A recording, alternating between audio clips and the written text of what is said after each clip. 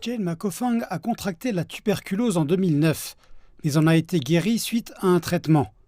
Toutefois, elle s'inquiète depuis que les symptômes de la maladie sont récemment réapparus. Je suis venue ici pour dépister la tuberculose parce que j'ai une douleur dans la poitrine et je tousse la nuit.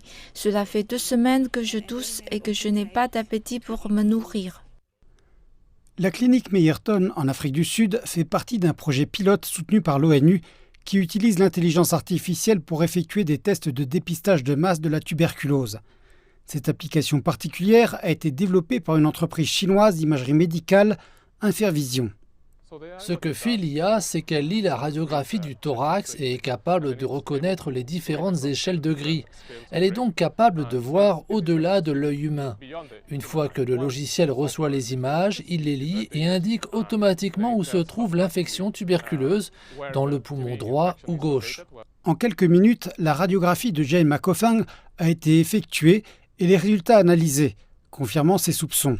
Quand je vois ma radiographie, le système m'indique 80%. Ces 80% signifient que ma tuberculose est peut-être en train de réapparaître. Je vais suivre un traitement de 6 mois. Je suis prête à suivre le traitement. L'Afrique du Sud est l'un des pays où le fardeau de la tuberculose est le plus lourd. Cette maladie hautement infectieuse étant en augmentation dans le monde entier depuis la pandémie de Covid-19. Elle est plus fréquente dans les communautés pauvres et surpeuplées et est étroitement liée au taux élevé d'infection par le VIH. La situation est assez désastreuse en ce qui concerne la tuberculose, car c'est l'une des maladies que l'on peut traiter. Mais nous constatons qu'en cas de diagnostic tardif, il est parfois trop tard pour que le patient puisse bénéficier d'un traitement efficace. La tuberculose devient plus difficile à traiter avec un nombre croissant de patients résistants aux médicaments et de cas asymptomatiques non détectés. Pour que le patient soit envoyé se faire dépister, il doit être symptomatique. Si l'on procède au dépistage de cette manière, il est probable que l'on passe à côté d'un grand nombre de cas.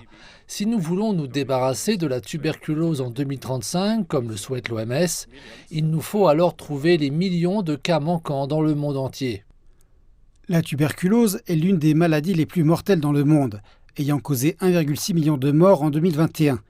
L'intelligence artificielle pourrait jouer un rôle dans la lutte contre ce fléau silencieux, en particulier dans les pays en développement.